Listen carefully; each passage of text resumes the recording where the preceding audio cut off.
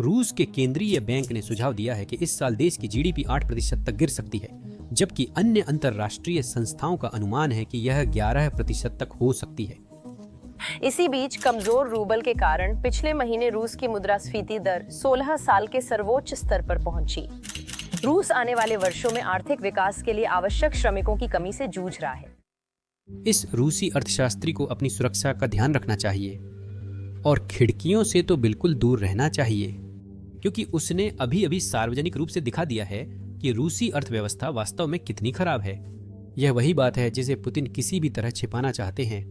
90 वर्षीय प्रतिष्ठित अर्थशास्त्री अबेल एजेनबेगिन, जिन्होंने कभी सोवियत संघ के अंतिम नेता गोर्बाचेव को सलाह दी थी, ने हाल ही में अपनी जान जोखिम में डालकर खुलासा किया कि यूएसएसआर के विघटन के बाद से रूस की अर्थव्यवस्था का प्रदर्शन बेहद खराब रहा है। पिछले 34 सालों में रूस की अर्थव्यवस्था महज 37% बढ़ी है। यह वार्षिक 1% से भी कम है। इसी अवधि में चीन की अर्थव्यवस्था 13 गुना और भारत की अर्थव्यवस्था लगभग 9 गुना बढ़ी। कोई आश्चर्य नहीं कि एजेनबेगिन का व्याख्यान बहुत जल्दी वायरल हो गया। रूसियों को अब पुतिन के दिखावे और छलावे के पीछे की सच्चाई दिखने लगी है, पर यह केवल शुरुआत है। एजेनबेगिन ने रूस में स्टार्टअप्स, नवाचार और उद्यमिता की कमी पर प्रकाश डाला। 2025 तक विश्व भर में 1600 से ज्यादा यूनिकॉर्न कंपनियां होंगी। यूनिकॉर्न एक ऐसा स्टार्टअप है जिसका मूल्य $1 अरब से अधिक होता है। रूस के पास ऐसा लगभग कोई भी नहीं है। रूस के पास तकनीकी रूप से 2 हैं, लेकिन इस तरह सोचें, यह देश दावा करता है कि वह नेटो या अमेरिका का मुकाबला कर सकता है, लेकिन आर्थिक रूप से यह एस्टोनिया, लिथुआनिया, लग्जमबर्ग, लिechtenstein या बरमूडा जैसे छोटे देशों की बराबरी नहीं कर पाता, जिन्होंने कई यूनिकॉर्न स्टार्टअप्स बनाए हैं। अमेरिका के पास 700 और चीन के पास लगभग 350 से 400 के बीच है। रूस के पास केवल 2 होना सच में शर्मनाक है।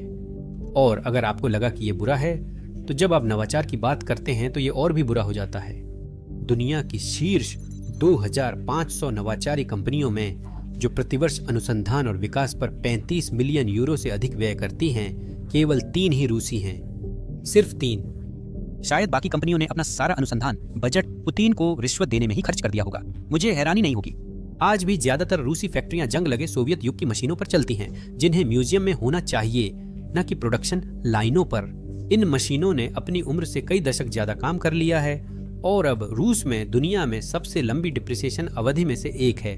इसमें कोई आश्चर्य नहीं कि रूस में श्रम उत्पादकता विकसित देशों जैसे जर्मनी, अमेरिका या दक्षिण कोरिया की तुलना में सिर्फ 1/4 है, यानी वहां का एक कर्मचारी उतने ही समय में 4 गुना ज्यादा काम करता है।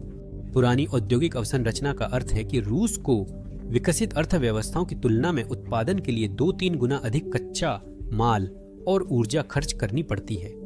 यदि रूस आज ही युद्ध रोक दे, फिर भी उसे वास्तविक आर्थिक शक्तियों के बराबर होने में दशकों का समय लगेगा।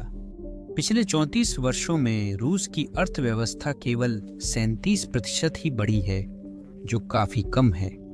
1990 से अब तक चीन की अर्थव्यवस्था 1300% और भारत की अर्थव्यवस्था 860% बढ़ी है। अमेरिका ने भी, जो पहले से ही विकसित अर्थव्यवस्था है, इसी दौरान अपनी जीडीपी दोगुनी कर ली। पूर्व सोवियत और पूर्वी यूरोपीय देशों की अर्थव्यवस्था में लगभग 250% की वृद्धि हुई, जिससे रूस की तुलना में उनकी स्थिति शर्मनाक रूप से स्थिर दिखी। फिर भी व्लादिमीर पुतिन के समर्थक गर्व से कहेंगे कि उन्होंने 90 के दशक की अराजक अर्थव्यवस्था को एक कुशल केंद्रीकृत शक्ति में बदल दिया। सच्चाई यह है कि लगभग हर मापदंड पर आज का औसत रूसी नागरिक दशकों पहले की तुलना में बाकी दुनिया से काफी पीछे है। औसत जीवन प्रत्याशा घटकर लगभग 70 साल हो गई है, जो 1964 के स्तर पर है। आज का औसत रूसी नागरिक अपने 60 साल पहले सोवियत संघ में रहने वाले दादा दादी से ज्यादा लंबा नहीं जिएगा। ध्यान रहे, ये सारी आर्थिक तबाही तब हुई है जब पुतिन पिछले 2.5 दशक से रूस के सबसे बड़े नेता रहे हैं। फिर भी वे या तो पश्चिम को दोषी ठहराते हैं या सत्ता बनाए रखने के लिए एक और युद्ध छेड़ देते हैं। पुतिन को 2008 से 2012 तक 4 साल के लिए राष्ट्रपति पद से हटना पड़ा था। ऐसा रूसी कानून के अनुसार हुआ, जिसमें राष्ट्रपति केवल 2 लगातार कार्यकाल ही पूरे कर सकते हैं, न कि उनकी इच्छा के कारण। उन वर्षों में पुतिन पास ही रहे, वे प्रधानमंत्री रहे, जबकि उनके मित्र दिमित्री मेदवेदेव राष्ट्रपति बने रहे। मेदवेदेव ने अपनी छोटी सी राष्ट्रपति अवधि में नियम बदलकर राष्ट्रपति कार्यकाल को 4 साल से बढ़ाकर 6 साल कर दिया था। 2012 में पुतिन के फिर से सत्ता में आने से उन्हें नए कार्यकाल सीमा के साथ एक नई शुरुआत मिली, जिससे घड़ी रीसेट हुई। लेकिन वह भी पर्याप्त नहीं था, तो 2020 में पुतिन ने इससे भी आगे बढ़कर एक संवैधानिक संशोधन पारित करवा लिया, जिससे उनका पिछला रिकॉर्ड पूरी तरह से साफ हो गया। सत्ता में बिताए गए उनके सारे साल अब अचानक बेमानी लग रहे थे। इस राजनीतिक रीसेट के कारण पुतिन अब कानूनी तौर पर 2036 तक राष्ट्रपति बने रह सकते हैं, जब तक कि कोई उन्हें पहले हटा नहीं देता। अगर आप अतीत को भूल भी जाएं और सिर्फ 2013 से 2022 की अवधि को ही देखें, वैसे ये युद्ध से पहले की बात है। औसत रूसी नागरिक की आय 2013 की तुलना में वास्तविक रूप से 7-8% कम है। 10 साल मेहनत के बाद भी गरीबी की स्थिति और बिगड़ जाना दुखद है। 2022 और 2023 के बीच आय में मामूली वृद्धि हुई, परंतु इसका कारण अर्थव्यवस्था का सुदृढ़ होना नहीं था। युद्धकालीन श्रमिक अभाव और भारी सैन्य खर्च के कारण यह एक अस्थायी भ्रम था। 2024 तक कृत्रिम वेतन वृद्धि समाप्त हो गई और वेतन 2013 के स्तर पर वापस आ गया, जो क्रय शक्ति के हिसाब से लगभग अमेरिकी डॉलर 800 प्रति माह था। कल्पना कीजिए कि 21वीं सदी का एक पूरा दशक बर्बाद हो गया, जिसमें कोई वास्तविक नवाचार, औद्योगिक परिवर्तन, एआई या तकनीक में बड़ी छलांग और जीवन की गुणवत्ता या स्तर में सुधार नहीं हुआ। फिर भी इस ठहराव के बावजूद पुतिन ने अपने आत्मविश्वास में अपने देश को एक विनाशकारी पूर्ण पैमाने के युद्ध में झोंक दिया। और ऐसा नहीं था कि रूसियों को बिल्कुल भी पता नहीं था कि हालात बद से बदतर होते जा रहे हैं। रूसी अर्थशास्त्री सालों से चुपचाप इस ठहराव के बारे में चेतावनी दे रहे थे, पर जो खुलकर बोलते थे वे या तो गायब हो जाते थे या फिर सुविधापूर्वक खुद को कई बार गोली मारकर 6ठी मंजिल से गिर जाते थे। सर्गेई गुरियेव, एक सम्मानित अर्थशास्त्री जिन्होंने साहस या शायद मूर्खतावश खुलेआम क्रेमलिन की नीतियों की आलोचना की, उनसे ही पूछ लीजिए। 2013 में जब खुद को अचानक संदिग्ध आरोपों की जांच के घेरे में पाया, गुरियेव ने जल्दी समझ लिया कि वह पुतिन की हिट लिस्ट में अगले हैं। उन्होंने डर के बजाय आजादी चुनी और पेरिस भाग गए, रात में दरवाजे पर दस्तक का इंतजार करने के बजाय। उनका असली अपराध क्या था? तेल व्यवसायी मिखाइल खोरकोवस्की के नकली मुकदमे की आलोचना करते हुए एक सच्ची रिपोर्ट लिखना, यानी क्रेमलिन के भ्रष्टाचार और सत्ता के दुरुपयोग के बारे में सच बोलना। और फिर हैं आंद्रेई इलिनोनोव, पुतिन के अपने पूर्व मुख्य आर्थिक सलाहकार। 2005 में इलिनोनोव ने पुतिन की बढ़ती तानाशाही और बाजार विरोधी नीतियों के विरोध में इस्तीफा दिया। कुछ साल बाद उन्होंने पुतिन के फैसलों को पूरी तरह से तबाही करार दिया। और फिर क्या हुआ? 2023 में मॉस्को ने उन्हें आधिकारिक रूप से कुख्यात विदेशी एजेंट घोषित कर दिया। यह एक आधुनिक दौर का स्कारलेट लेटर है, जिसे मॉस्को द्वारा आलोचकों को सार्वजनिक रूप से परेशान करने और निगरानी करने के लिए इस्तेमाल किया जाता है। रूस उन लोगों के लिए सुरक्षित नहीं है जो असहज सच्चाई बोलते हैं। यह जानकर लिलियोनोव ने वर्षों पूर्व ही अपना सामान बांधा और वहां से प्रस्थान कर गए। पुतिन के निकटतम सहयोगी भी अपनी बात कहने में असुरक्षित महसूस करते हैं। जून 2023 में पुतिन की पार्टी के वरिष्ठ सदस्य और संसद की बजट समिति के अध्यक्ष आंद्रेई मिकारोव रूस के सबसे बड़े आर्थिक मंच के दौरान कुछ पल के लिए भावुक हो गए। उन्होंने सार्वजनिक रूप से स्वीकार किया कि रूस में ईमानदार अदालतें, निवेश का माहौल और कामकाजी संस्थान नहीं हैं। उन्होंने सरकार द्वारा निजी कंपनियों के अधिग्रहण की प्रवृत्ति की भी निंदा की। मजाक में परंतु घबराहट से उन्होंने कहा कि वे आशा करते हैं कि अगले साल के फोरम में भाग लेने के लिए जीवित रहेंगे। यह व्यक्ति संसद की बजट समिति का अध्यक्ष है, जो रूस में सर्वाधिक प्रभावशाली पदों में से एक है। उन्हें भी सार्वजनिक रूप से आश्वस्त करना पड़ा कि सच बोलने पर उन्हें जेल नहीं भेजा जाएगा, मारा नहीं जाएगा या विदेशी एजेंट नहीं कहा जाएगा। भाग्यवश वे अब तक इससे बच गए हैं, परंतु रूस के आर्थिक विकास मंत्री के लिए ऐसा नहीं कहा जा सकता। 2016 में उलयाकायेव ने पुतिन के करीबी मित्र ईगो सेचिन द्वारा संचालित सरकारी तेल कंपनी रोसनेफ्ट से जुड़ी एक संदिग्ध डील का विरोध किया था। उलयाकायेव ने कहा कि रोसनेफ्ट को एक और तेल कंपनी को खुली धांधली वाली निजीकरण प्रक्रिया में नहीं खरीदना चाहिए, जो पुतिन के करीबियों पर सीधा निशाना था। जल्द ही वह एक नकली स्टिंग ऑपरेशन में गिरफ्तार हुआ। जिसमें उन पर $2 मिलियन की रिश्वत मांगने का आरोप लगा। रूस में किसी ने भी नहीं माना कि यह वास्तव में रिश्वतखोरी के बारे में था। यह बाकी सभी के लिए एक स्पष्ट संदेश था। पुतिन या उनके करीबियों की आलोचना करने पर करियर और शायद जान भी जा सकती है। ओल्याकायेव की गिरफ्तारी दशकों में पहली बार थी जब किसी मौजूदा रूसी मंत्री को जेल भेजा गया था। अब हम आगे भी जारी रख सकते हैं क्योंकि पुतिन के निशानों की सूची दुखद रूप से बहुत लंबी है, लेकिन अब आपको बात समझ में आ गई होगी। आज के रूस में पुतिन की नाकामियों को मानना करियर के लिए घातक हो सकता है। सच बोलना आत्महत्या के समान है। पैटर्न के अनुसार यह केवल समय की बात है जब पुतिन तय करेंगे कि उनकी ईमानदारी सीमा पार कर गई है। लेकिन बात सिर्फ पुतिन की नहीं है। अगले लगभग 40 मिनटों में आप हैरान रह जाएंगे कि कैसे कुछ ही नेताओं ने सोवियत संघ और बाद में रूस की किस्मत को आधी सदी से भी ज्यादा समय तक अपने नियंत्रण में रखा और धीरे धीरे इसे अंदर से सड़ा दिया। यूएसएसआर जो एक सुपर पावर था, जिसके पास स्पेस प्रोग्राम और विश्व का सबसे घातक परमाणु शस्त्रागार था, इतनी खराब स्थिति में कैसे पहुंच गया कि एक 92 वर्षीय वृद्ध व्यक्ति को पुतिन की सच्चाई बतानी पड़ी? जवाब वाकई में चौंकाने वाले हो सकते हैं। और हाँ, जब बात सरप्राइजेस की हो रही है तो आप भी हमें सरप्राइज कर सकते हैं इस वीडियो को लाइक करके और चैनल को सब्सक्राइब करके। ठीक है, चलिए सीधे मुद्दे पर आते हैं। द्वितीय विश्व युद्ध के बाद सोवियत यूनियन ने औद्योगिक विकास और केंद्रीय योजना पर सब कुछ दांव लगाया। सच कहें तो शुरुआत में यह शानदार ढंग से काम किया। 1957 में स्पुतनिक को कक्षा में भेजने और 1961 में यूरी गगारिन को अंतरिक्ष में भेजने से सोवियतों ने साबित किया कि उनका विज्ञान और उद्योग वैश्विक स्तर पर प्रतिस्पर्धा कर सकता है। उन्होंने स्टील, सीमेंट, कोयला, मशीनरी का विशाल उत्पादन किया। भारी उद्योग तरक्की कर रहा था और रोजगार सुनिश्चित था। पर उनकी सबसे बड़ी भूल यह थी कि उन्हें लगा कि यह समृद्धि स्थायी होगी। लियोनिद ब्रेजनेव, जो 1964 से 1982 तक सोवियत संघ के नेता थे, भविष्य की योजना या विविधता लाने के बजाय जिद्दी होकर आधुनिकीकरण, उपभोक्ता वस्तुओं और बुनियादी जीवन गुणवत्ता पर ध्यान देने से इनकार करते रहे। फैक्ट्रियों ने अपने कोटा पूरे किए, पर वे ज्यादातर ऐसी चीजें बनाती थीं जिनकी लोगों को जरूरत या चाहत नहीं थी, जिससे भ्रष्टाचार फैला। इस्पात और सीमेंट के पहाड़ अंतहीन रूप से उत्पादन लाइनों से निकलते रहते, अक्सर अक्षम तरीके से, बेकार में, और कभी कभी सिर्फ नौकरशाह की चेकलिस्ट पर टिक लगाने हेतु। तो अर्थव्यवस्था जल्दी ही ठप पड़ गई। 1970 के दशक के अंत तक विकास दर लगभग रुक गई थी और यह एक ऐसा दौर बन गया जिसे इतिहासकार अब ब्रेजनेव ठहराव कहते हैं। असल में जिन समस्याओं ने सोवियत अर्थव्यवस्था को परेशान किया था, वे चीन की मौजूदा परेशानियों से हैरान कर देने वाली हद तक मिलती जुलती हैं।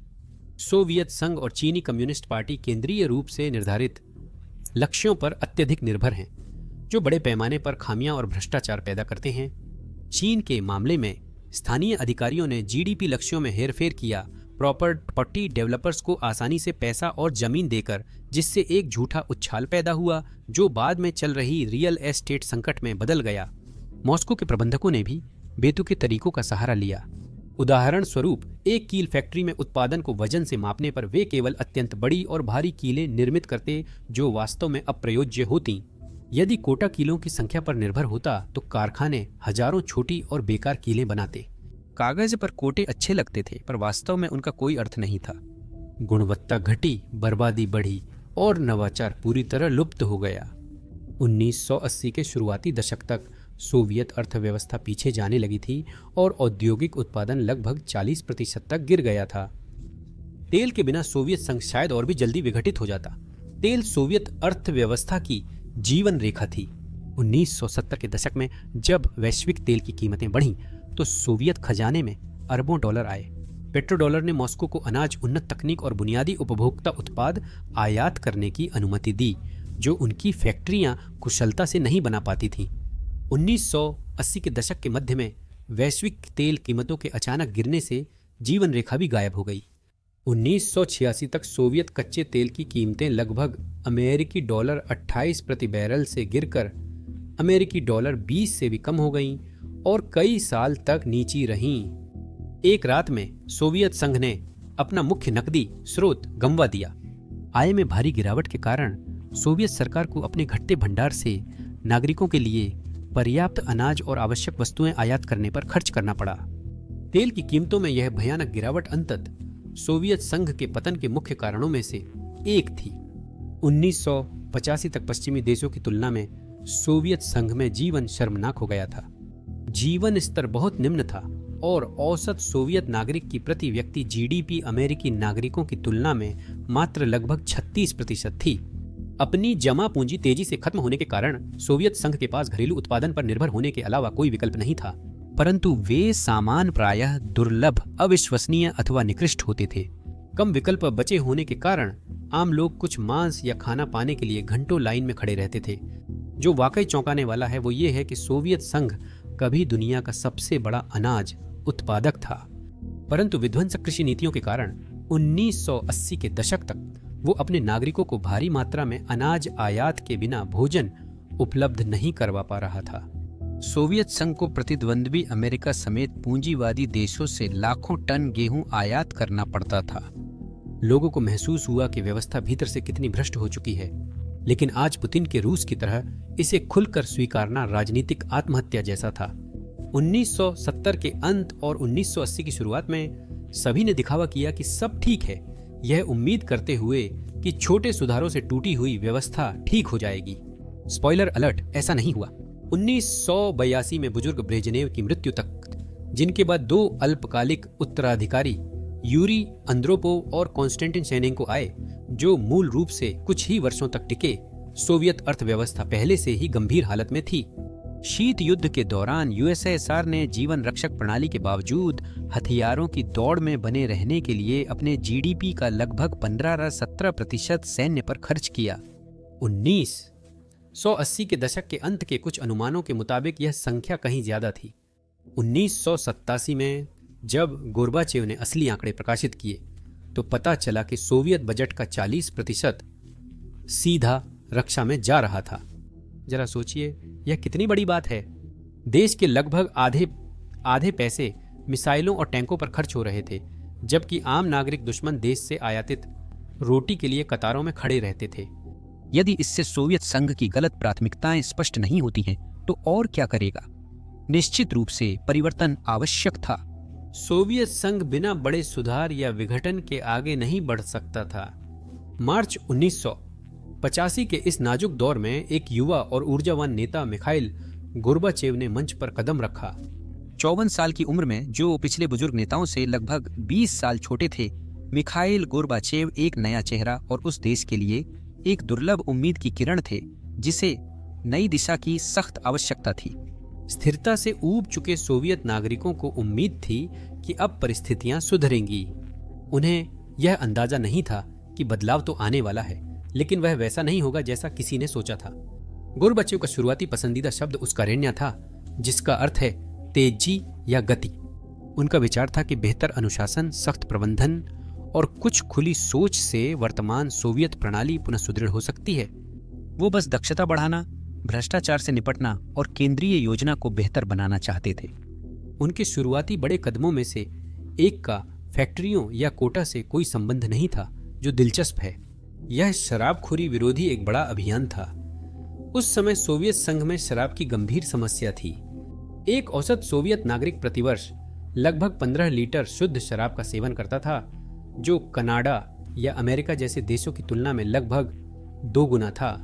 1980 के दशक की शुरुआत में सार्वजनिक स्वास्थ्य बुरी तरह प्रभावित था और व्यापक शराब दुरुपयोग के कारण औसत आयु घट रही थी। अस्पताल में भर्ती मामलों में से लगभग आधे शराब से जुड़ी समस्याओं के कारण थे। सोवियत फैक्ट्रियों में पहले से ही अकार्यकुशलता की समस्या विद्यमान थी, परंतु नशे ने परिस्थितियों को और बिगाड़ दिया था। मजदूर अक्सर नशे में काम पर आते थे या काम के दौरान शराब पीते थे, जिससे बार बार हादसे होते थे और उत्पादकता और भी कम हो जाती थी। मई 1985 में गोर्बाचेव ने एक व्यापक शराब विरोधी अभियान शुरू किया। विभिन्न शराब की कीमतों में तेजी से वृद्धि हुई। शराब की बिक्री के घंटे सीमित कर दिए गए, हजारों दुकानें बंद की गईं और कानूनी शराब पीने की उम्र 18 से बढ़ाकर 21 कर दी गई। शुरुआत में यह अभियान काफी आशाजनक लग रहा था। सरकारी शराब की बिक्री में काफी गिरावट आई और बताया गया कि कुल शराब की खपत 2 साल के भीतर लगभग 50% तक कम हो गई। लेकिन एक बहुत बड़ी अनचाही समस्या थी जिसकी किसी ने भी उम्मीद नहीं की थी। शराब की बिक्री में भारी कटौती करके गोर्बाचेव ने गलती से सोवियत राज्य के बजट में एक बहुत बड़ा छेद कर दिया। क्यों? देखिए, वोडका रूस का अनौपचारिक राष्ट्रीय पेय है। वे कहते हैं कि ये चाय है, लेकिन बच्चा भी जानता है कि ये वोडका है। उस समय वोडका सोवियत संघ के सबसे बड़े राजस्व स्रोतों में से एक था। दशकों तक सोवियत संघ ने शराब की बिक्री पर लगभग एकाधिकार रखा था। 1980 के दशक के प्रारंभ में शराब पर लगने वाले कर कुल राज्य बजट का लगभग 12-13% हिस्सा थे। 1969 में सोवियत सरकार ने शराब करों से 25.4 अरब रूबल कमाए, जो कुल कर राजस्व 65 अरब रूबल का एक बड़ा हिस्सा था। वोडका की बिक्री से इतना मुनाफा होता था कि सरकारी अधिकारी मजाक में इसे सोवियत संघ का वोडका ओनियल वेल कहा करते थे। गोर्बाचेव के शराब विरोधी अभियान ने शराब की बिक्री में अचानक कटौती कर दी, जिससे सरकार की एक मुख्य आय का स्रोत बंद हो गया। गोर्बाचेव ने वोडका के सोवियत जीवन में महत्व को कम आंका, भले ही उनकी नीयत अच्छी थी। शराब की बिक्री घटी, लेकिन लोगों ने पीना जारी रखा। शराबबंदी के बाद लोग घर में बनी और काले बाजार की शराब पर निर्भर हो गए। इससे आधिकारिक शराब की आमदनी गिर गई। 1986 में, जो उनकी शराब विरोधी मुहिम का पहला पूरा साल था, राज्य की शराब से होने वाली आमदनी लगभग 25% गिर गई। ये सुनने में बड़ा नहीं लगता, लेकिन इसका मतलब था कि सोवियत बजट ने अचानक अपनी कुल आमदनी का लगभग 3.5% खो दिया, जो देश के पूरे स्वास्थ्य तंत्र पर खर्च की जाने वाली रकम का करीब 60% था। भारी सैन्य खर्च और आर्थिक ठहराव से ग्रसित देश के लिए यह नुकसान विनाशकारी साबित हुआ। सोवियत वित्त मंत्रालय ने गोर्बाचेव को इसी नतीजे के बारे में आगाह किया था, पर उन्होंने इसे नजरअंदाज कर दिया, क्योंकि उन्हें विश्वास था कि सामाजिक लाभ किसी भी अस्थायी नुकसान से अधिक होंगे। जैसा अपेक्षित था ऐसा नहीं हुआ। इस अचानक कमी को पूरा करने के लिए सोवियत सरकार ने वही किया जो अधिकांश सरकारें संकट में करती हैं। उन्होंने पैसे छापना बढ़ा दिया। अन्य खर्चों में कटौती करने का कोई विकल्प नहीं था। रक्षा बजट पवित्र और राजनीतिक हितों से संरक्षित था। उपभोक्ता सब्सिडी में कटौती से जनता में आक्रोश फैलता। रूबल छापना आसान विकल्प लग रहा था, लेकिन इसकी एक बड़ी समस्या थी, मुद्रास्फीति। अत्यधिक मुद्रा मुद्रण से मूल्यों में तेजी से वृद्धि होती है। सोवियत अर्थव्यवस्था में सरकार द्वारा कीमतों पर कड़ा नियंत्रण और निर्धारण किया जाता था।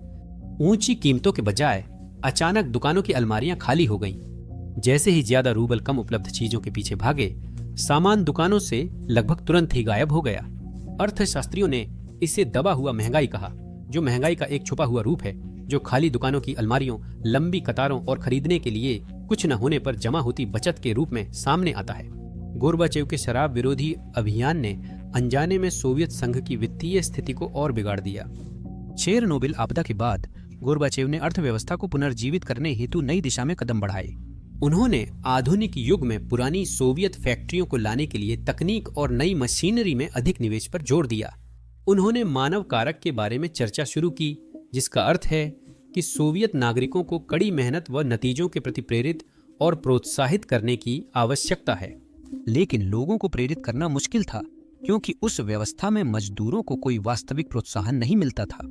उस समय एक आम कहावत थी, सोवियत संघ नौटंकी करता है कि वह हमें वेतन देता है और हम दिखावा करते हैं कि हम काम करते हैं। कारखाने अच्छे काम के लिए ज्यादा वेतन नहीं दे सकते थे। मजदूरों को उनकी उत्पादकता या आलस्य के बावजूद उनकी नौकरी की गारंटी थी, और मजदूरी का मेहनत या गुणवत्ता से लगभग कोई संबंध नहीं था। गोर्बाचेव का मानना था कि जब तक सोच नहीं बदलती, उनकी विकास को गति देने वाली ओस्कारेन्या योजना सफल नहीं हो सकती। गोर्बाचेव ने परिवर्तन को प्रोत्साहित करने के लिए ग्लासनोस्ट नामक एक और विचार पेश किया, जिसका अर्थ खुलापन या पारदर्शिता है। उनका मानना था कि मीडिया द्वारा समस्याओं पर खुलकर चर्चा करने से समाज उन्हें स्वीकार करेगा और सुधार के लिए समर्थन जुटेगा। उन्हें समझ नहीं आया था कि ग्लासनोस्ट बहुत जल्दी नियंत्रण से बाहर हो जाएगा। लोगों ने देखा कि व्यवस्था वास्तव में कितनी टूटी हुई थी, जिससे एकता के बजाय गुस्सा और सार्वजनिक निराशा बढ़ गई। 1986 में जब गोर्बाचेव के शुरुआती सुधारों का कोई असर नहीं हुआ, तब उन्होंने एक नया क्रांतिकारी विचार पेश किया, पेरेस्ट्रोइका, जिसका अर्थ है पुनर्गठन। गोर्बाचेव ने शुरू में सोचा था कि पेरेस्ट्रोइका समाजवाद को सुधार देगी, न कि खत्म करेगी। उनका लक्ष्य था कि योजनाबद्ध अर्थव्यवस्था को अधिक प्रभावी बनाया जाए, जिसमें कुछ पूंजीवादी प्रेरित तरीकों को शामिल किया जाए, जैसे कि राज्य उद्यमों को अधिक स्वतंत्रता देना और प्रबंधकों को उनके अपने परिणामों के लिए जिम्मेदार बनाना। 1987 में नए कानूनों ने राज्य कारखानों को सरकारी कोटा के बजाय वास्तविक उपभोक्ता मांग के आधार पर उत्पादन योजना बनाने की अनुमति दी। उद्यमों को अधिक मुनाफा रखने की अनुमति दी गई और उन्हें कच्चे माल की वास्तविक लागत चुकानी पड़ी, जो दक्षता और बाजार की जरूरतों के प्रति उत्तरदायित्व को प्रोत्साहित करता है। लेकिन इससे नई समस्याएं पैदा हुई। कारखानों को राज्य कोटे से अधिक उत्पादित उत्पादों के लिए अपनी कीमतें तय करने की अनुमति मिली। प्रबंधकों ने इसका लाभ उठाना शीघ्र सीख लिया। वे राज्य द्वारा निर्धारित कम कीमतों पर अपनी जरूरी कोटा पूरा करते थे और फिर अतिरिक्त सामान अधिक बाजार कीमतों पर बेचते थे। उदाहरण के लिए, अगर राज्य उनसे तय कम कीमत पर 1000 यूनिट बनाने को कहता तो वे कोटा पूरा करते, फिर 100 अतिरिक्त यूनिट बनाकर उन्हें बहुत ज्यादा कीमतों पर बेचते। स्वाभाविक रूप से इससे कीमतों में जबरदस्त बढ़ोतरी हुई। उत्पादन की कमी के कारण दुकानों की अलमारियां अब भी खाली रहीं। इसका परिणाम आम जनता के लिए दोनों तरफ से सबसे खराब रहा, ऊंची कीमतें और निरंतर कमी। सबसे अजीब बात यह थी कि पूंजीवादी देशों के उलट सोवियत उद्यमों के पास असल में कोई प्रतिस्पर्धी नहीं थे। असल में वे अपने क्षेत्रों में एकाधिकार थे और असली प्रतिस्पर्धा न होने के कारण प्रबंधकों के पास न तो कीमतें कम करने की कोई वजह थी और न ही गुणवत्ता सुधारने की। महंगाई जो पहले राज्य नियंत्रित कीमतों से छुपी थी, अब दिखने लगी। बस प्रतिस्पर्धा की जरूरत थी। 1988 में गोर्बाचेव ने सहकारी समितियों का एक नया कानून पास किया, क्योंकि उन्होंने भी यही सोचा था। 1920 के बाद पहली बार सरकार ने लोगों को आधिकारिक रूप से छोटे निजी व्यवसाय चलाने की इजाजत दी। इसमें दुकानें, रेस्तरां, हस्तशिल्प, छोटे कारखाने और विदेशियों के साथ व्यापार भी शामिल था। यह एक महत्वपूर्ण घटना थी, क्योंकि इसने लोगों को स्वतंत्र रूप से पैसे कमाने का अवसर दिया, जो उस देश में दशकों से प्रतिबंधित था। और शुरू में योजना काफी अच्छी तरह से काम कर गई। देश भर में कैफे और दुकानें खुलने लगीं, जो सरकारी दुकानों से बेहतर सामान, अधिक विविधता और तीव्र सेवा प्रदान करने लगीं। उद्यमिता की ऊर्जा बढ़ी और पूंजीवाद की छोटी चिंगारी पकड़ में आई। यह एक साथ दो समस्याओं का समाधान था। अप्रभावी सरकारी फैक्ट्रियों द्वारा छोड़े गए स्थान भरना और अनौपचारिक व्यवसायों को कानूनी रास्ता देकर काले बाजार को कम करना। पर जल्द ही समस्याएं आईं। कई सहकारी समितियों ने समझ लिया कि कम मेहनत में अच्छा पैसा कमाने का आसान तरीका है मूल्य अंतर का फायदा उठाना। वे सरकारी सब्सिडी वाले सामान को कम कीमतों पर खरीदते थे, कभी कभी फैक्ट्री मैनेजरों को रिश्वत देकर या संबंधों से दुर्लभ उत्पादों तक पहुंच बनाते थे। फिर वे उन्हीं सामानों को खुले बाजार में मुनाफे के साथ बेच देते थे। मजबूरी में लोग उन्हें खरीदते थे, पर इसके परिणाम विनाशकारी थे। सरकारी दुकानों का सामान तेजी से खत्म होने लगा, जिससे कमी और बढ़ गई। कीमतों में वृद्धि और खाली होती दुकानों के कारण लोग घबराकर जो भी सामान मिल रहा था उसे खरीदकर जमा करने लगे। दुकान की अलमारी पर चीनी या खाना पकाने का तेल दिखने पर लोग जितना संभव हो उतना खरीद लेते थे। भविष्य में इनकी उपलब्धता अनिश्चित थी। मुद्रास्फीति के दौर में सामान जमा करना एकदम तर्कसंगत हो गया था। परिवारों ने अपनी अलमारियां और पेंट्री जरूरी सामान से भर ली, लेकिन जैसे ही सामान रखा जाता वे फिर से तुरंत खाली हो जाती थीं। मुद्रास्फीति में वृद्धि हुई क्योंकि अधिकतर वस्तुएं नियंत्रित मूल्यों के बजाय बाजार दरों पर तेजी से बिकने लगीं। 1990 में सोवियत आंकड़ों के मुताबिक मुद्रास्फीति लगभग 5-6% थी, परंतु जो लोग वास्तव में उन दिनों से गुजरे हैं वे जानते हैं कि यह कई दर्जन प्रतिशत तक अधिक था। इसे ठीक ठीक मापना मुश्किल था, क्योंकि सोवियत अर्थव्यवस्था अभी भी आंशिक रूप से राज्य नियंत्रित थी। सबसे बुरी बात यह थी कि जल्द ही आम लोग इन नए सहकारी मालिकों से नाराज हो गए। सालों तक गरीबी में संघर्ष और बढ़ती असमानताओं के बाद अचानक उन्होंने इन नए रूसियों को शानदार कारों में घूमते, नई दौलत का प्रदर्शन करते और बिना मेहनत के ऐशो आराम की जिंदगी जीते देखा। सोवियत लोगों की नज़र में ये उद्यमी मुनाफाखोर और अपराधी जैसे थे, जो इस अराजकता का लाभ उठा रहे थे। काले बाजार के कई संचालकों ने सहकारी समितियों का उपयोग अपने संदिग्ध व्यापार को वैध बनाने और पैसे को खुलेआम सफेद करने के लिए किया, जिसमें कुछ सत्य था। गोर्बाचेव ने सोवियत संघ की आंतरिक समस्याओं जैसे भ्रष्टाचार, अक्षमता और असमानता को गंभीरता से सुलझाने के बजाय वैश्विक अर्थव्यवस्था में कूदने और पश्चिमी पूंजीवाद में एकीकृत होने का सोचा। तो पहली बार उन्होंने सोवियत उद्यमों और पश्चिमी कंपनियों के बीच संयुक्त उपक्रमों को प्रोत्साहित करना शुरू किया, इस उम्मीद में कि इससे बहुत जरूरी विदेशी निवेश, उन्नत तकनीक और प्रबंधन विशेषज्ञता आकर्षित होगी। इस नई खुली सोच का एक प्रसिद्ध उदाहरण 1990 में मॉस्को में पहला मैकडॉनल्ड्स खुलना था, जो उस समय एक बहुत बड़ा आयोजन था। सोवियत लोग घंटों, यहाँ तक कि कई दिनों तक लाइन में लगे रहते थे, सिर्फ एक बार बिग मैक चखने का मौका पाने के लिए। सोवियत नागरिकों के लिए, जो पूरी जिंदगी सिर्फ बुनियादी जरूरतों के लिए लाइन में लगकर बिताते थे, पश्चिमी बर्गर के लिए लाइन लगाना विडंबनापूर्ण और रोमांचक दोनों था। सोवियत सरकार ने भी अपनी अर्थव्यवस्था को संभालने हेतु पश्चिमी देशों से ऋण लिया। शुरुआत में पश्चिमी बैंक सुधारों और बाजार उदारीकरण की उम्मीद में ऋण देने को उत्साहित थे। 1980 के दशक के अंत तक सोवियत संघ ने विदेशों से अरबों डॉलर का कर्ज ले लिया था, जो बाद में एक समस्या बन गया। लेकिन इन ऋणों के साथ शर्तें भी जुड़ी थीं। ब्याज दरें, अंतर्राष्ट्रीय क्रेडिट रेटिंग्स और पुनर्भुगतान की समय सारणी जल्दी ही बड़े मुद्दे बन गए। गोरबाचेव यह नहीं समझ पाए कि वैश्विक अर्थव्यवस्था में शामिल होना सिर्फ नए रेस्तरां खोलने या नए उपभोक्ता सामान आयात करने तक सीमित नहीं था। इसका अर्थ था पश्चिमी बैंकों और वित्तीय संस्थानों द्वारा नियंत्रित जटिल वित्तीय प्रणाली के नियमों का पालन करना। और सोवियत अर्थव्यवस्था, जो दशकों की स्थिरता और कुप्रबंधन से कमजोर हो चुकी थी, बस तैयार नहीं थी। गोरबाचेव और सोवियत नागरिकों ने परिस्थितियों को सुधारने में बड़ी गलतियां और पर्याप्त प्रयास नहीं किए। उनके द्वारा प्रस्तावित सुधार यदि ठीक से क्रियान्वित किए जाते तो प्रभावी हो सकते थे। इसके बजाय बेकाबू भ्रष्टाचार और कुप्रबंधन ने सब कुछ गड़बड़ कर दिया। एक स्वस्थ प्रतिस्पर्धी बाजार अर्थव्यवस्था बनाने के बजाय सोवियत संघ एक अराजक मिश्रण बन गया, आधा योजनाबद्ध, आधा बाजार और पूरी तरह से टूटा हुआ। केंद्रीय योजना की पुरानी सख्त व्यवस्था ढह गई, लेकिन उसकी जगह कुछ भी स्थिर नहीं आया। 1980 के अंत तक कोई जिम्मेदारी में नहीं था और अर्थव्यवस्था अनियंत्रित हो रही थी। 1988 और 1989 तक सोवियत संघ के कुछ हिस्सों में हालात इतने बिगड़ गए कि 1940-50 के दशक के बाद पहली बार फिर से राशनिंग लागू करनी पड़ी। कुछ शहरों में लोगों को चीनी, साबुन, वोडका और तंबाकू जैसी आवश्यक वस्तुओं के लिए कूपन का उपयोग करना पड़ता था। 1990 में मॉस्को सिटी काउंसिल ने सिगरेट की राशनिंग शुरू की थी। तंबाकू की कमी से कुछ स्थानों पर अशांति और दंगे हो रहे थे, इसलिए हर वयस्क को प्रति माह 15 पैकेट सिगरेट के कूपन दिए जाते थे। बच्चों और गैर धूम्रपान करने वालों को भी सिगरेट के कूपन मिले, संभवतः यह मानते हुए कि लोग उनका आपस में लेन देन करेंगे। कई सोवियत नागरिकों को यह पूरी तरह अवास्तविक लगा। एक वैश्विक महाशक्ति की राजधानी में शांति बनाए रखने के लिए बच्चों को सिगरेट के कूपन बांटे जा रहे थे। इस पर विचार कीजिए।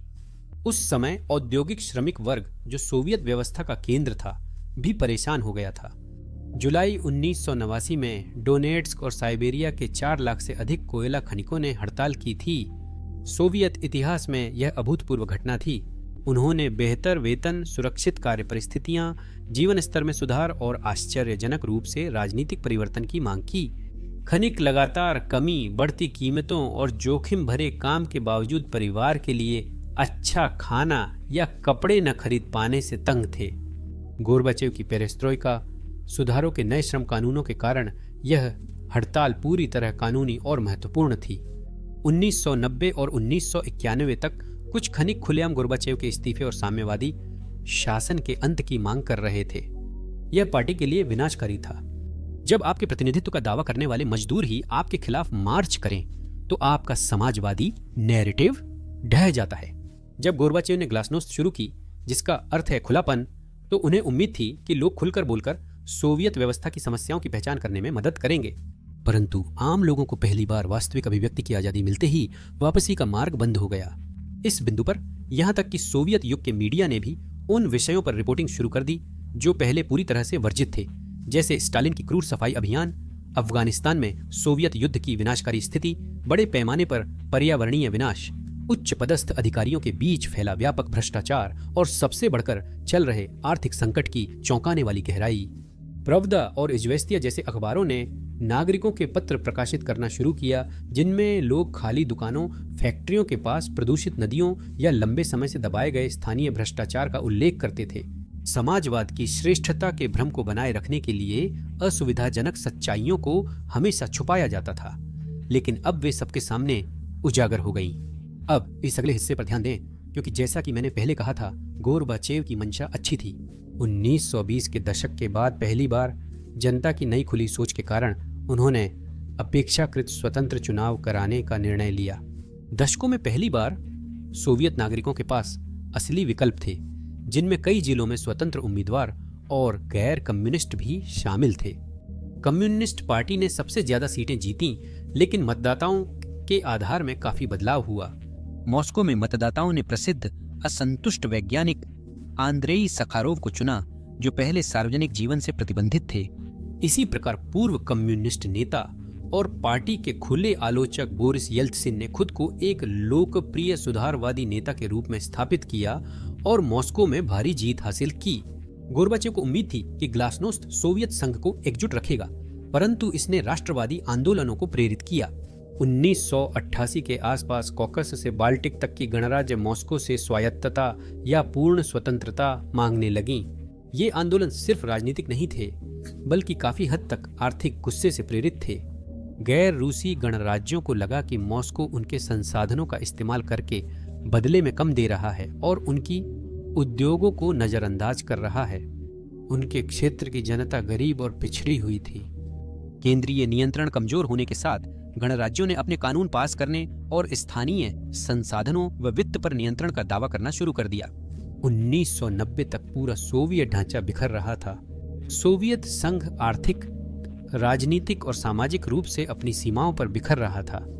1991 की शुरुआत में पहले से खराब हालात के बीच असली वित्तीय संकट आ गया।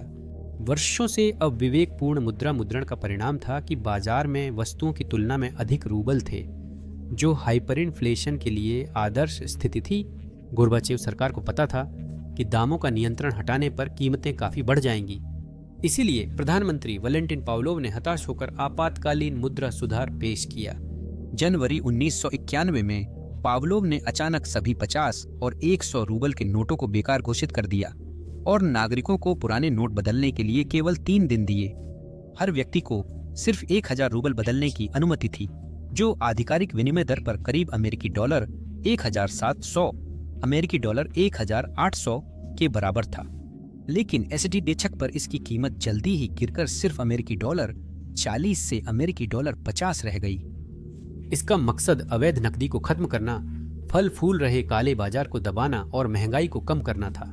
परंतु इस सुधार ने हर ओर अराजकता और अव्यवस्था फैला दी। लाखों नागरिकों, खासकर बड़े शहरों में रहने वालों ने सालों तक आपातकाल या कार या फ्लैट जैसी बड़ी खरीदारी के लिए बड़ी रकम नकद में बचाकर रखी थी। एक ही रात में उनकी सारी बचत बर्बाद हो गई। बैंकों ने निकासी पर कड़ी सीमा लगाई और बड़ी रकम बदलने हेतु आय का प्रमाण मांगा। लोगों ने घंटों लाइन में लगकर अपनी जमा पूंजी जितनी बचा सकते थे बचाने की कोशिश की। कई लोगों को यह सुधार अपनी ही जनता पर सरकार का दुश्मन जैसा हमला लगा। यह उनके भरोसे और उनकी थोड़ी सी वित्तीय सुरक्षा पर हमला था। इससे भी बुरा यह था कि यह सुधार काले बाजार को खत्म करने में पूरी तरह विफल रहा। बड़े ऑपरेटरों को पहले से इस स्थिति की जानकारी थी या उनके पास इससे बचने के लिए सही संपर्क थे। सरकारी आंकड़ों के मुताबिक लक्ष्य 30 अरब रूबल में से सिर्फ करीब 14 अरब रूबल ही वास्तव में चलन से हटाए गए। मुद्रा सुधार ने सोवियत नेता की योग्यता में बची हुई थोड़ी सी भी विश्वास को क्षीण कर दिया। सरकार के पास विकल्प और समय दोनों कम हो रहे थे। गोर्बाचेव राजनीतिक रूप से बीच में फंसे हुए थे। एक तरफ कट्टरपंथी कम्युनिस्ट थे जो सोचते थे कि उन्होंने बहुत ज्यादा कर दिया है। दूसरी तरफ सुधारवादी थे जो मानते थे कि उन्होंने पर्याप्त नहीं किया। सोवियत संघ के सबसे बड़े हिस्से रूसी गणराज्य में बोरिस येल्त्सिन राष्ट्रपति बने और रूसी संप्रभुता की मांग करने लगे। मूलतः वह चाहते थे कि रूस सोवियत सरकार से आदेश लेने के बजाय स्वयं निर्णय ले। यह एक बड़ी समस्या थी क्योंकि रूस सोवियत संघ का दिल था। येल्त्सिन ने एक राष्ट्रवादी की तरह व्यवहार कर गोर्बाचेव की शक्ति को सीधे चुनौती दी। यूक्रेन की तरह अन्य गणराज्य भी स्वतंत्रता के लिए जनमत संग्रह की तैयारी करने लगी। गोर्बाचेव ने सबको एकजुट रखने की कोशिश की। उन्होंने सोवियत संघ को एक ढीले महासंघ में बदलने के लिए एक नई संघ संधि पर बातचीत की ताकि विघटन को रोका जा सके। पर कट्टरपंथियों यानी सरकार, केजीबी और सेना वालों ने इसे आखिरी कड़ी समझा।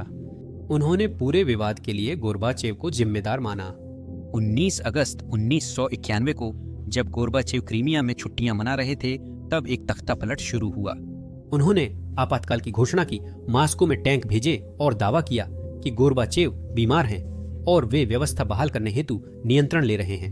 अगस्त तख्तापलट पुराने तंत्र का अपने अस्तित्व को बचाने का अंतिम निराश प्रयास था, जो केवल 3 दिनों में विफल हो गया। बोरिस येल्त्सिन इसके ढहने का एक प्रमुख कारण थे। मॉस्को में भीड़ बोरिस येल्त्सिन और उनकी सरकार का समर्थन करने के लिए रूसी व्हाइट हाउस के बाहर एकत्रित हुई।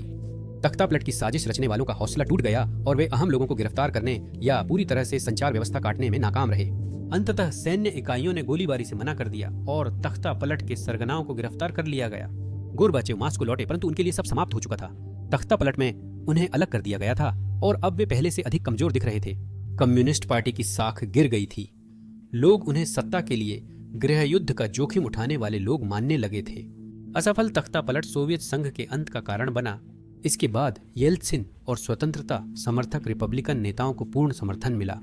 गणराज्यों ने धीरे धीरे संघ से स्वतंत्रता की घोषणा की, जिसमें बाल्टिक देशों ने तख्तापलट के दौरान ही ऐसा किया। गोर्बाचेव अपने देश के राष्ट्रपति बने, लेकिन उनके देखते ही देश बिखर गया। अंत में आखिरी कदम आया। 8 दिसंबर 1991 को रूस, यूक्रेन और बेलारूस के नेताओं ने गुप्त रूप से मिलकर सोवियत संघ को भंग करने और उसकी जगह स्वतंत्र देशों के एक ढीले ढाले राष्ट्रमंडल के गठन पर सहमति जताई। गोर्बाचेव को भी नहीं बताया गया। विकल्प न होने पर उन्होंने 25 दिसंबर 1991 को इस्तीफा दिया।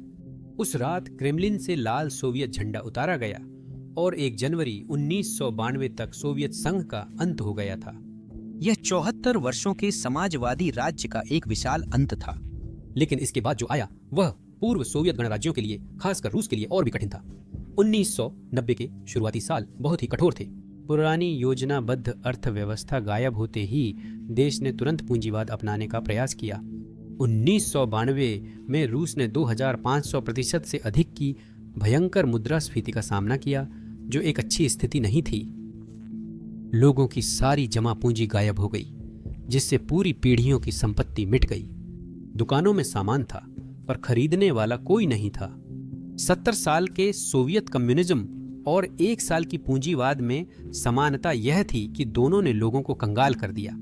कम्युनिज्म में खरीदने को कुछ न होने से उतना बुरा नहीं लगता था। गोर्बाचेव की नीयत अच्छी थी, उनके सुधार युक्ति संगत थे। उनकी स्थिति में आप भी वही करते। सिस्टम को सुधारने की कोशिश करो, उससे खोलो, है ना? लोगों को आजादी दो। लेकिन बात यही है, ये सिस्टम इतने आसान नहीं होते। सिद्धांत में अच्छा लगने वाले विचार वास्तव में विनाशकारी हो सकते हैं। उनके सुधारों ने सोवियत संघ को ठीक नहीं किया। उन्होंने उसके पतन को तेज किया, लेकिन क्या वह पतन अनिवार्य था? सभी इससे सहमत नहीं हैं। यहाँ हम चीन को शामिल करते हैं। गोर्बाचेव के सोवियत संघ में सुधार के साथ ही डोंग शियाओपिंग चीन में सुधार कर रहे थे। हालांकि चीन नहीं टूटा बल्कि विकसित हुआ। तो फर्क क्या था? एक बड़ा कारण सुधारों का क्रम था। चीनी नेता डोंग शियाओपिंग ने गोर्बाचेव से विपरीत नीति अपनाई। उन्होंने कम्युनिस्ट पार्टी पर पूर्ण नियंत्रण रखा, विरोध को दबाया और अर्थव्यवस्था में सुधार किए। ग्लासनोस्ट और कम्युनिस्ट पार्टी की खुली आलोचना अभी भी प्रतिबंधित थी। जब लोगों ने विरोध किया, जैसे 1989 में तियानानमेन स्क्वायर में, तो चीनी सरकार ने उसे बेरहमी से कुचलने में जरा भी हिचकिचाहट नहीं दिखाई।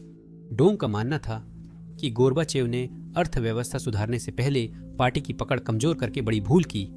चीन के नजरिए में सोवियत संघ को बर्बाद करने वाली चीज यही थी, बहुत ज्यादा आजादी, बहुत जल्दी, बिना किसी सुरक्षा जाल के। 2022 में भी चीनी अधिकारी एक दलीय शासन बनाए रखने के लिए गोर्बाचेव का उदाहरण देते हैं कि क्या नहीं करना चाहिए। चीन और भारत के सुधारों में एक बड़ा अंतर था। चीन ने धीमी गति से कदम उठाए, गांवों में कृषि सुधारों से शुरुआत की, जहां परिणाम जल्दी दिखाई दिए। किसानों को लाभ के लिए खेती करने की अनुमति दी गई, जिससे खाद्य उत्पादन में वृद्धि हुई, ग्रामीण आय बढ़ी और लोगों ने सुधारों पर भरोसा करना शुरू किया। समय के साथ उन्होंने फैक्ट्रियां खोली, विशेष आर्थिक क्षेत्र बनाए, विदेशी पूंजी को आने दिया और पूरे प्रक्रिया पर करीबी नजर रखी। सोवियत संघ के पास एक शहरी औद्योगिक अर्थव्यवस्था थी, जिसमें शुरुआत करने का कोई आसान बिंदु नहीं था। आप एक विशाल स्टील प्लांट का निजीकरण करके यह उम्मीद नहीं कर सकते थे कि सब कुछ आसानी से चल जाएगा, और कई वर्षों तक सोवियत सुधार अधूरे ही रहे। 1987 से 1990 तक पुराने और नए का मिश्रण एक साथ ठीक से काम नहीं कर पाया। जब उन्होंने आखिरकार कीमतों को मुक्त करने जैसा साहसिक कदम उठाया, तो यह पूरे सिस्टम के लिए एक झटका साबित हुआ। बहुत ज्यादा, बहुत जल्दी, और यह टूट गया। और आखिरकार देश की संरचना ने उतना ही महत्व रखा जितना किसी ने स्वीकार किया। सोवियत संघ एक राष्ट्र नहीं था, बल्कि गणराज्यों का एक संघ था। प्रत्येक गणराज्य की अपनी इतिहास, भाषा और पहचान थी। केंद्रीय शक्ति के कमजोर होते ही गणराज्य अलग अलग होने लगे। राष्ट्रवाद का उदय हुआ। लोग अपना देश चाहते थे। गोर्बाचेव उन्हें रोक नहीं सकते थे। चीन को यह समस्या नहीं थी। चीन में कई जातियां हैं, परंतु हान चीनी बहुसंख्यक हैं और राज्य अधिक केंद्रीकृत है। तिब्बत या शिनजियांग जैसे स्थान हमेशा विरोध करते रहे हैं, लेकिन चीन ने उन्हें सख्ती से नियंत्रित किया। सैन्य नियंत्रण, निरंतर निगरानी और अलगाव की बात नहीं। सोवियत संघ ने ऐसा नहीं किया था। संविधान ने 15 गणराज्यों को अलग होने का अधिकार दिया था। उन्होंने कमजोरियों का फायदा उठाया। सोवियत संघ के पतन के बाद रूसी लोगों को उम्मीद थी कि अब हालात में सुधार होगा।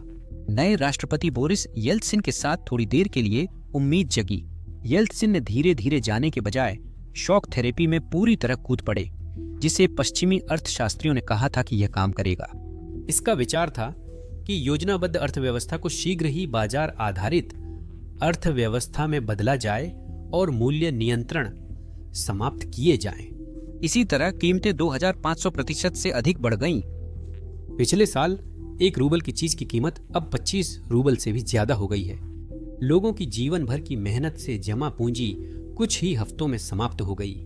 सुरक्षित समझे जाने वाले परिवार अचानक खुद को निर्धन पाते हैं। लोगों द्वारा गद्दों के नीचे या बैंकों में दशकों से जमा किए गए रूबल की अब कोई कीमत नहीं रह गई थी। उन पैसों से मुश्किल से कुछ ब्रेड खरीदी जा सकती थी। सरकार ने बाद में सुधार करने की कोशिश की, पर तब तक देर हो चुकी थी और नुकसान हो चुका था। एक अध्ययन के अनुसार 1980 के अंत में गरीबी 2% थी, जो 1990 के मध्य तक बढ़कर लगभग 50% हो गई। देश की आधी आबादी गरीबी रेखा से नीचे थी। रूसी लोग इस समय को जंगली 90 के दशक कहते हैं। कीमतें इतनी तेजी से बदल रही थीं कि मिली हुई तनख्वाह कुछ भी खरीदने के लिए नाकाफी हो जाती थी। 1994 में लाखों मजदूरों को महीनों तक वेतन नहीं मिला था। यहाँ तक कि कोयला और तेल के मजदूरों को भी हड़ताल करनी पड़ी और यहाँ तक कि भूख हड़ताल भी करनी पड़ी। बदलाव या सुधार के लिए नहीं, बल्कि सिर्फ अपना बकाया पाने के लिए। फिर आया अब तक के सबसे बड़े घोटालों में से एक, loan for shares programme. Yeltsin की सरकार ने कुछ चुनिंदा लोगों को राज्य को पैसा उधार देने की अनुमति दी, क्योंकि वह पैसे और राजनीतिक समर्थन के लिए बेताब थी। जब राज्य डिफॉल्ट हुआ तो अंदरूनी लोगों को इनाम में रूस की सबसे कीमती कंपनियों का मालिकाना हक मिला, जैसा कि पहले से ही योजना थी। दशक के अंत तक उन ओलिगार्क्स के पास अपने खुद के बैंक, अपनी खुद की तेल साम्राज्य, टीवी चैनल और यहाँ तक कि सरकार में अपनी खुद की सीटें भी थीं। जब आम जनता जीवन यापन के लिए संघर्ष कर रही थी, तब कुछ चुनिंदा लोग अत्यधिक धनी बन रहे थे। इस प्रकार एक नए ओलिगार्क वर्ग का उदय हुआ। ऐसे प्रभावशाली व्यापारी जिन्होंने तेल कंपनियां, धातु संयंत्र और बैंक नगण्य मूल्य पर अधिग्रहित कर लिए। अमीर और गरीब के बीच की खाई बहुत बड़ी हो गई। अपराध तेजी से बढ़ गया। सड़कों पर सुरक्षा नहीं रही। माफिया की गोलीबारी और सुपारी हत्याएं शाम की खबरों का नियमित हिस्सा बन चुकी थीं। हालात कितने खराब हो गए थे, इसका साफ संकेत था औसत आयु। रूसी पुरुष शराब, तनाव, हिंसा और निराशा के कारण कम उम्र में मर रहे थे। 1990 के दशक के मध्य तक पुरुषों की औसत आयु घटकर मात्र 57 वर्ष रह गई, जो विकसित देशों में न्यूनतम थी। 1994 में एक रूसी पुरुष की औसत आयु 4 साल पहले के मुकाबले 7 साल कम हो गई थी। येल्त्सिन की लोकप्रियता जल्द ही खत्म हो गई, लेकिन इसके बाद जो हुआ उसने देश को और भी अधिक प्रभावित किया। पुराने सोवियत राजनेता और संसद अभी भी ताकतवर थे। वे येल्त्सिन के सुधारों से नफरत करते थे और उनका साथ देने से इनकार कर रहे थे। येल्त्सिन ने संसद भंग करने का प्रयास किया, पर संसद ने विरोध किया। उन्होंने यहाँ तक कि उन्हें हटाने की कोशिश की, पर येल्त्सिन ने जवाब में सेना बुला ली। रूस ने 1917 के बाद ऐसा नहीं देखा था जो इसके बाद हुआ। मॉस्को में टैंक घुसे, शहर की रक्षा के लिए नहीं, बल्कि अपनी ही संसद पर गोलियां चलाने के लिए। लाइव टीवी पर सेना ने व्हाइट हाउस पर गोलाबारी की, आग लग गई, सड़कों पर गोलीबारी शुरू हो गई। सरकारी आंकड़ों में 200 मौतें दर्ज हैं, परंतु कई लोगों का मानना है कि वास्तविक आंकड़ा इससे अधिक था। यह मॉस्को में दशकों की सबसे भयानक सड़क लड़ाई थी। अंत में येल्त्सिन विजयी हुए।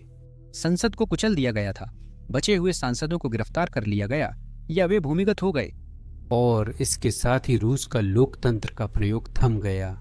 1993 में येल्त्सिन ने एक नया संविधान लागू किया, जिसने राष्ट्रपति को अधिक शक्तियां प्रदान की। इस सुपर राष्ट्रपति प्रणाली को खूनी संघर्ष के बाद जल्दबाजी में कराए गए जनमत संग्रह से मंजूरी मिली, जिसने येल्त्सिन और भविष्य के राष्ट्रपतियों को सरकार, सुरक्षा सेवाओं और आदेश द्वारा शासन करने की व्यापक शक्ति दी।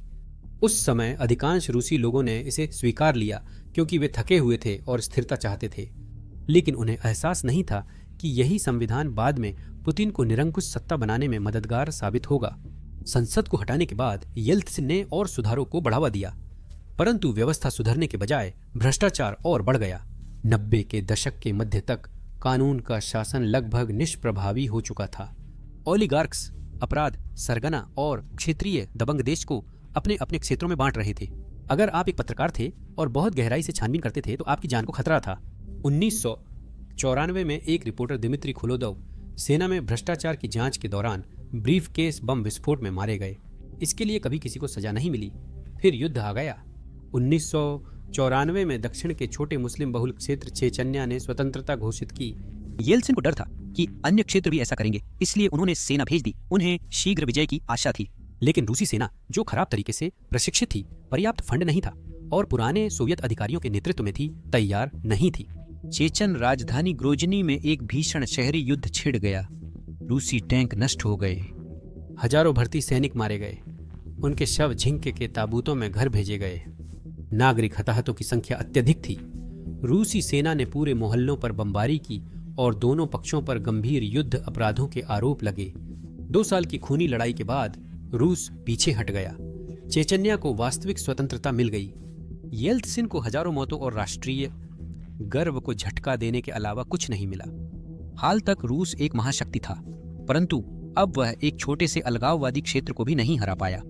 आज वही गर्व और गलत आकलन यूक्रेन में भी देखने को मिल रहा है।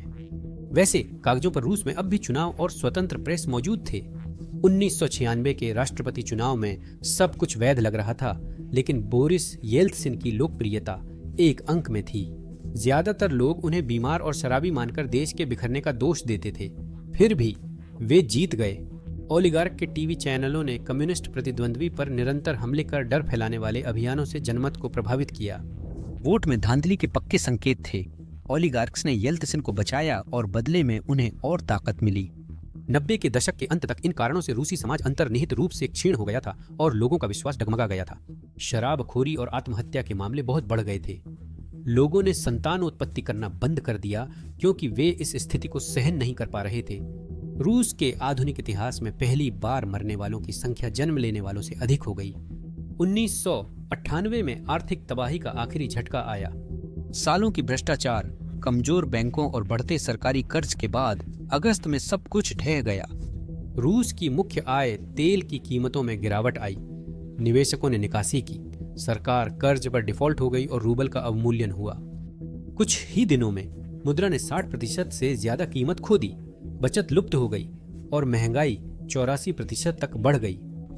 वेतन 30% तक गिर गए। पेंशन लगभग 45% तक गिर गई। बैंकों के दरवाजे बंद होने से लाखों लोगों ने अपना सब कुछ गंवा दिया। 1 दशक से भी कम समय में यह दूसरी बड़ी गिरावट थी और इसने रूसी नेतृत्व पर से सबका विश्वास उठा दिया। 1999 तक रूस की जीडीपी 1991 के मुकाबले 60% रह गई थी और गरीबी व्यापक थी। येल्त्सिन की सरकार हर कुछ महीनों में प्रधानमंत्री बदलते हुए किसी तरह टिकी रही। येल्त्सिन अब वह साहसी व्यक्ति नहीं रहे जो 1991 में टैंक पर खड़े हुए थे। वर्षों की मद्यपान और हृदय की समस्याओं ने उन्हें कमजोर और प्रायः भ्रमित कर दिया था। 1994 में वह आयरलैंड के प्रधानमंत्री के साथ एक बैठक सोते रहने के कारण चूक गए। 1997 में स्वीडन में उन्होंने नशे में एक सैन्य बैंड का संचालन करने की कोशिश की। लोगों ने उन्हें नेता के रूप में देखना बंद कर दिया था। इसके अलावा भ्रष्टाचार उनके निकटतम लोगों के बीच भी फैल गया था, जिन्हें परिवार कहा जाता था। घूसखोरी, संदिग्ध अनुबंधों और एहसानों की अफवाहें उनके निकटतम रिश्तेदारों तक पहुंची थीं। एक स्विस कंपनी मोबोटेक्स पर क्रेमलिन अधिकारियों को मरम्मत ठेके देने के लिए रिश्वत देने के आरोप में घोटाले में शामिल होने का आरोप था। कहा जाता है कि उस पैसे का कुछ हिस्सा खुद येल्त्सिन की बेटी तक पहुंचा। सेहत बिगड़ने और लोकप्रियता खत्म होने के बाद येल्त्सिन ने एक फैसला लिया। उन्हें एक ऐसे व्यक्ति की आवश्यकता थी जो सत्ता संभाल सके, उन्हें मुकदमों से बचाए और नियंत्रण पुनः स्थापित करे। 1999 के नए साल की पूर्व संध्या पर उन्होंने इस्तीफा देकर और सत्ता पूर्व केजीबी अधिकारी व नए प्रधानमंत्री व्लादिमीर पुतिन को सौंपकर सबको चौंका दिया। 47 साल की उम्र में पुतिन अभी भी ज्यादातर रूसियों के लिए अनजान थे, लेकिन यह जल्द ही बदल गया। अपने पहले कार्यों में से एक में पुतिन ने एक आदेश पर हस्ताक्षर किए, जिससे येल्त्सिन को भ्रष्टाचार के किसी भी आरोप से मुक्ति मिली। वहीं से पुतिन ने अपनी खुद की रूस बनाना शुरू किया। रूस में मजबूत केंद्रीय नियंत्रण, कमजोर लोकतंत्र और तेल पर निर्भर अर्थव्यवस्था थी। उसने वादा किया कि वह चेचन विद्रोहियों को पूरी तरह से खत्म कर देगा, भले ही वे शौचालय में हों। भाषा कठोर थी, पर अनेक रूसियों को पसंद आई, क्योंकि अधिकांश चेचनों से युद्ध के बाद नफरत करते थे। मॉस्को और अन्य शहरों में चेचन लोगों को नियमित रूप से परेशान किया जाता था और उनके प्रति पूर्वाग्रह था। लेकिन पुतिन को आक्रमण के लिए एक कारण की आवश्यकता थी, और अनुमान लगाएं क्या हुआ। सितंबर 1999 में रूस के शहरों में अचानक कई अपार्टमेंट्स में धमाके हुए, जिसमें 300 से अधिक लोग मारे गए। पूरे देश में डर का माहौल था। क्रेमलिन ने बिना किसी मुकदमे या वास्तविक जांच के इसका आरोप तुरंत चेचन आतंकवादियों पर लगा दिया। यह अंतिम घटना थी। रूसी पहले से ही क्रोधित और भयभीत थे और अब वे प्रतिशोध लेना चाहते थे। पुतिन ने गुस्से के आवेग में दूसरा चेचन युद्ध प्रारंभ किया।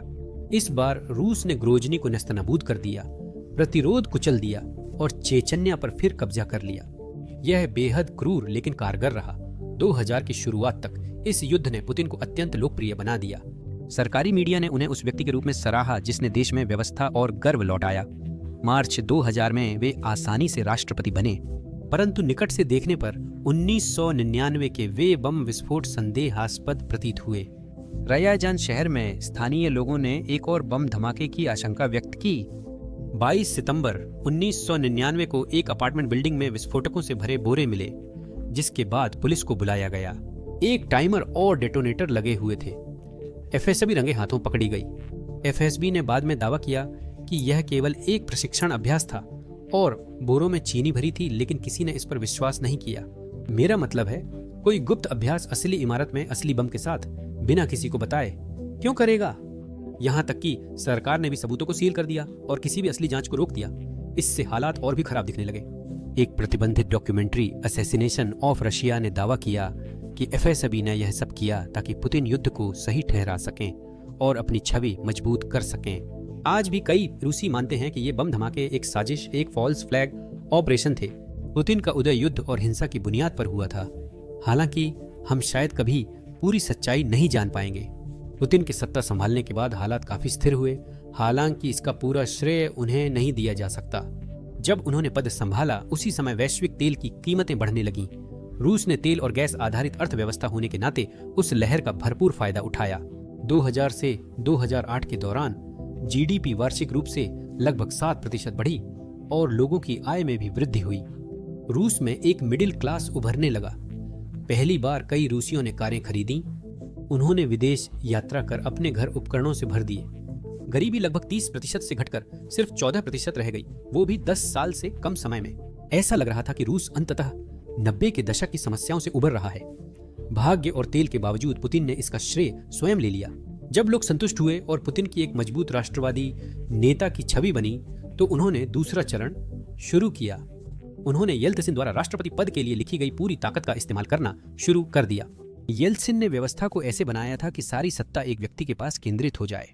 अब पुतिन वही एक आदमी थे और वे इस मौके को गंवाने वाले नहीं थे। उन्होंने ओलिगार्क्स के खिलाफ कार्रवाई शुरू कर दी। वे स्वतंत्र थे, भ्रष्ट नहीं। बेरेजोस्की और गुसिंस्की का बहुत प्रभाव था। यह न्याय के बारे में नहीं था, वह केवल नियंत्रण चाहता था। उसने राजनीति में हस्तक्षेप करने वाले ओलिगार्क्स को हटाकर एक नई व्यवस्था बनाई जहां वफादारी सर्वोपरि थी। यही था उसका पावर वर्टिकल कहने का मतलब। सारे फैसले ऊपर से आते थे। क्रेमलिन की मंजूरी के बिना दौलत, प्रभाव या मीडिया में कुछ भी नहीं चलता था। आप अब भी अरबों कमा सकते थे अगर साथ देते, लेकिन अगर आप लाइन से बाहर गए तो सरकार आपके पीछे पड़ जाती थी। यह सबक सबसे पहले व्लादिमीर गुसेंस्की ने सीखा था। वह रूस के सबसे बड़े स्वतंत्र टीवी चैनल एनटीवी के मालिक थे, जो सरकार से सवाल पूछने का साहस रखता था। उन्होंने चेचन्या युद्ध और 1999 के अपार्टमेंट बम धमाकों में फेडरल सुरक्षा सेवा की संभावित भूमिका की आलोचना और जांच की थी। पुतिन को यह पसंद नहीं आया। 2000 के मध्य में गुसिंस्की को धोखाधड़ी के आरोप में गिरफ्तार किया गया और वह देश छोड़कर भाग गए। बाद में क्रेमलिन से गहरे संबंधों वाली सरकारी ऊर्जा कंपनी गजप्रोम ने एनटीवी का अधिग्रहण किया। अप्रैल 2001 में सशस्त्र अधिकारियों ने रात 3 बजे एनटीवी के दफ्तरों पर धावा बोल दिया, प्रबंधन को निकालकर नए लोगों को बैठा दिया। दर्जनों पत्रकारों ने विरोध में इस्तीफा दे दिया, लेकिन चैनल पहले ही खो चुका था। 2 और स्वतंत्र चैनल TV6 और TVS जल्द ही बंद कर दिए गए या कब्जा कर लिए गए। पुतिन के पहले वर्ष के अंत तक प्रेस की आजादी लगभग समाप्त हो गई थी। बड़े नेटवर्क या तो सरकारी प्रवक्ता बन गए या सिर्फ मनोरंजन तक सीमित हो गए।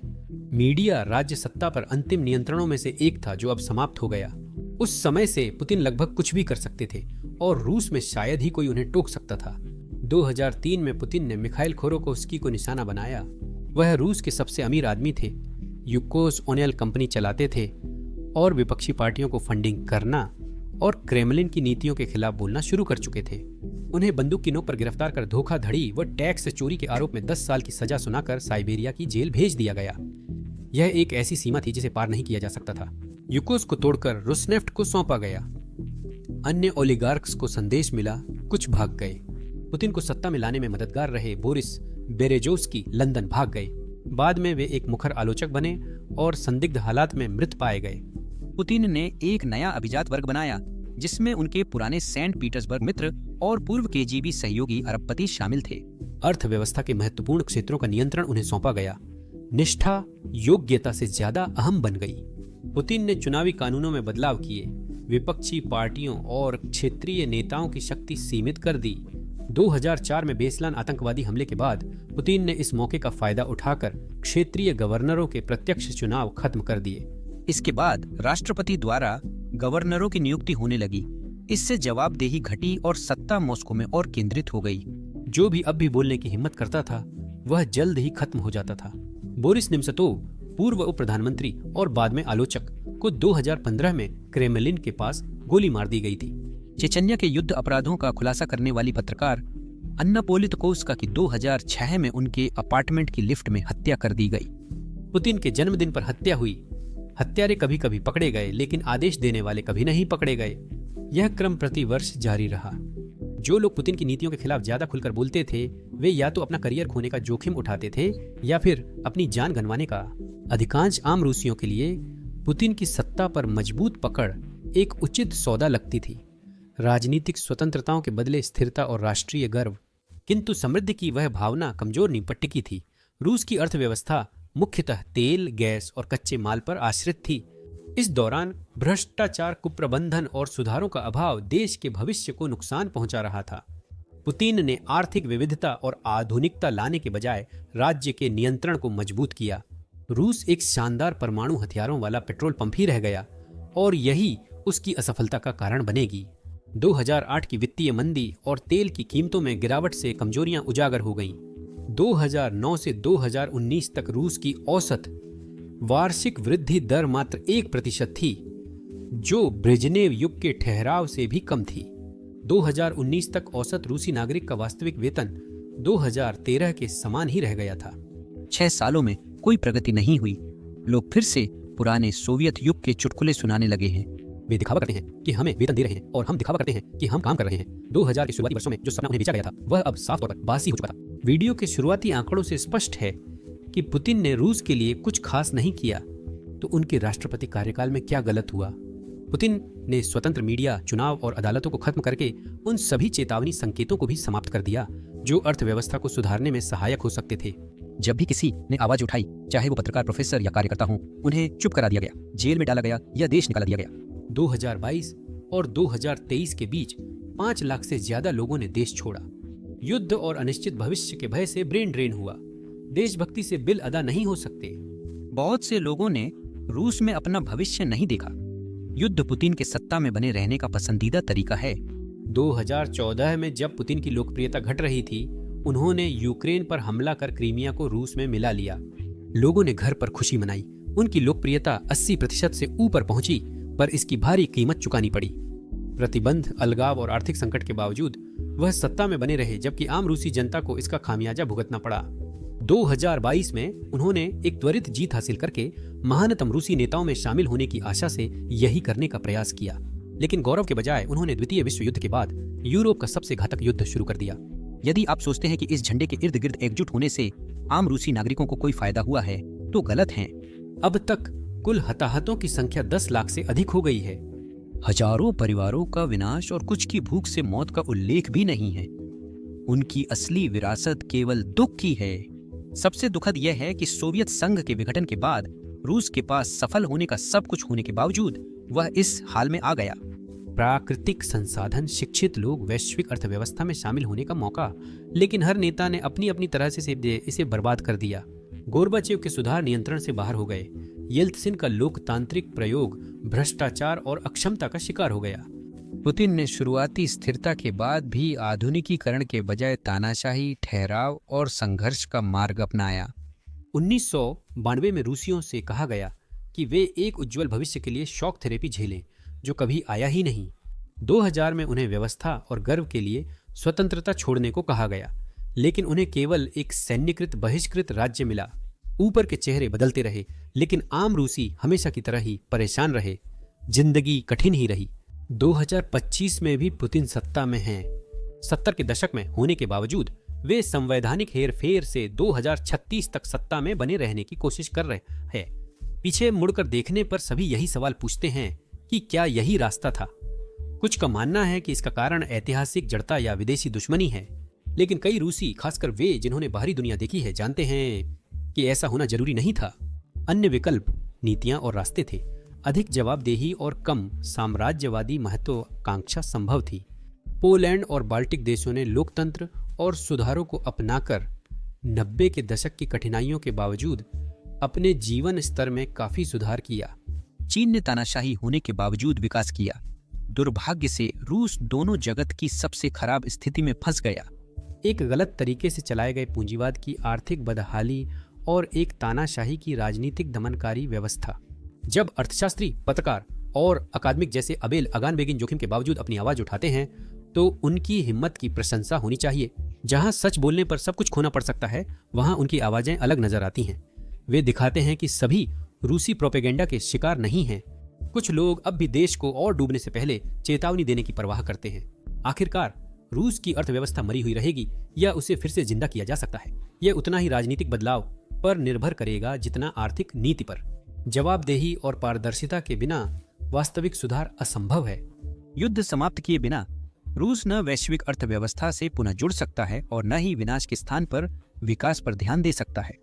इतिहास आश्चर्यजनक है और रूस खुद को फिर से विनम्र स्थिति में पा सकता है, इस बार यूक्रेन के कारण, ठीक वैसे ही जैसे चेचन युद्ध में हुआ था। देखने के लिए धन्यवाद।